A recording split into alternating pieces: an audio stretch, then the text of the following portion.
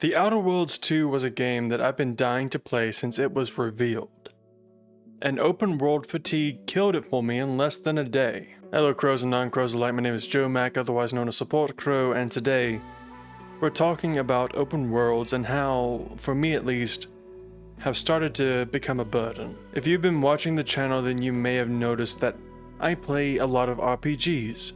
Dragon Age, Mass Effect, Skyrim, Fallout, Cyberpunk, The Outer Worlds, Avowed, Hogwarts Legacy, etc., etc.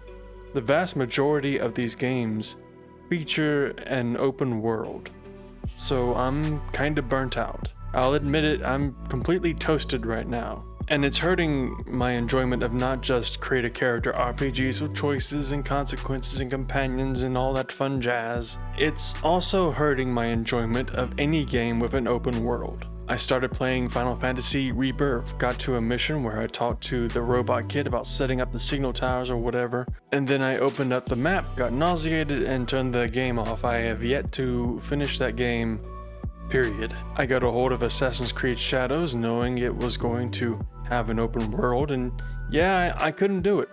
I thought I could, but I couldn't. Ghost of Yote, started playing the game and closed it up within the first few hours. I'll play it every now and then, but it's just like one mission or bounty at a time. And I always step away from the game around the same kind of moment. The quest I'm working on ends, I open up the map to see what's next, and if it's halfway to the other side of the map, I turn that game off and go do something else. I have zero problem with the actual content of the games. I can play the content. It's just getting through the world that's been made to reach the content I want to enjoy. And to be clear, I don't hate open worlds. They're beautiful and amazing feats of game development that should be respected and admired because of all the different people that work incredibly hard to make that world function in a believable and enjoyable way.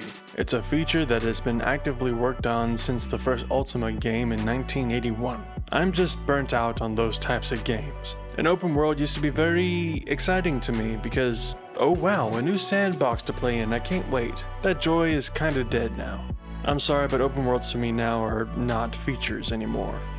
It is something that I tolerate to get to the content I actually want to play. It is essentially a very elaborate interactive loading screen. And I fully realized this when I started playing The Outer Worlds 2, another game that I've yet to finish because of this open world fatigue. I had a lot of fun with the intro, I enjoyed the level that opened up the game, and I was trapped in and ready to go. Then I got to the first open explorable map, I gritted my teeth and I actually played through it. However, towards the end of that area I realized that I had really messed up my character, so I had to restart the game. Which I did, I made my character again, got to the first map again, and then bam. The fatigue hits me again, and it hits me hard. I stopped playing the game and I went off to do something else. So what's the answer? What's the solution? What do I do? Well, as though to answer my prayers, this game called Dispatch came out and it entirely ate up my attention. I'm either on my 6th or 7th playthrough by the time this video airs. And for the record, I'm not comparing something like Ghost of Yote to Dispatch because that'd be incredibly unfair. However, I do think that it is a sign of my preferences changing. I can't just sit around for hours on end waiting for my character to stumble across enjoyable content.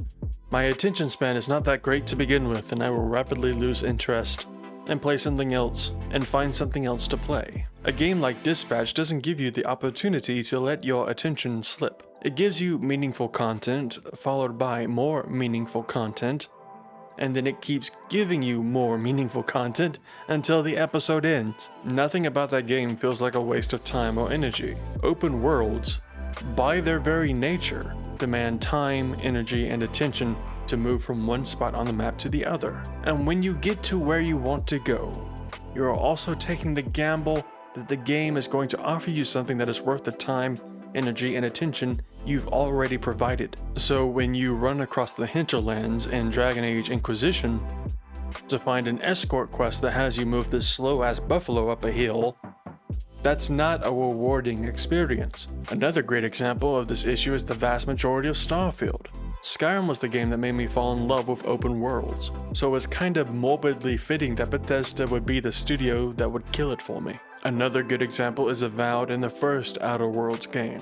I played both multiple times by now and loved them to bits. However, I think the argument can be made that neither of them really needed to be open world games. Have hub areas for your base of operations and some market areas, sure, but everything else could have been branching levels. Open worlds can be fantastic.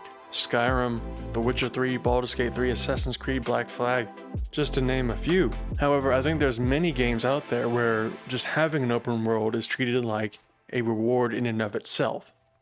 And I think that's kind of where we lost the plot a little. Skyrim blew everyone's pants off, and suddenly publishers want their AAA game to have the next best open world. It was the Fortnite of the early 2010s, and just like many Fortnite clones since then, there have been a lot of hits and many more misses. And now everyone has their own personal preferences. Some people love open worlds, some hate them, some believe a AAA game isn't worth playing unless it has an open world. So whether or not games should have open worlds is a larger discussion on a case-by-case basis. And I think that is a discussion not just the gaming community, but also the development community should probably have also. Does every RPG need to have an open world experience in order to be an RPG? Does a AAA game need to have an open world in order to be a AAA game? Although Skyrim might have been the really amazing open world to really blow the roof off, that doesn't mean open worlds have only been a thing for 14 years. It's been a thing since 1981, when the first Ultima game was released. Granted, you could call it an open map concept because it was mostly 2D, or it was all 2D, I should say. But the open map, open world concept has been around for decades. So I'm not quite sure if it's a matter of there are many more games nowadays that have open worlds, or if it's just myself personally and my aging, my preferences changing. But you know, I've been no stranger to open worlds. I'm not sure where the answer is there, but that is something that I'm actively looking at. For now though, to help regain my tolerance and appreciation for open world games, I'll likely take regular breaks from the RPGs I love so much. Dispatch and other episodic games are on the list, and I've had my eye on some indie games to try out also. I don't know, perhaps I'm just old now. I turned 30 last week and my knees, oh my crows, my knees hurt all the time. They're purely decorative at this point. Anyway, let me know what you think. Do you love open worlds? Do you hate them? Are you getting open world fatigue? How do you go about curing it? Please let me know. Don't worry though, we'll be back for more RPG topics regardless. Until then though, be safe, be well, be kind. Bye bye.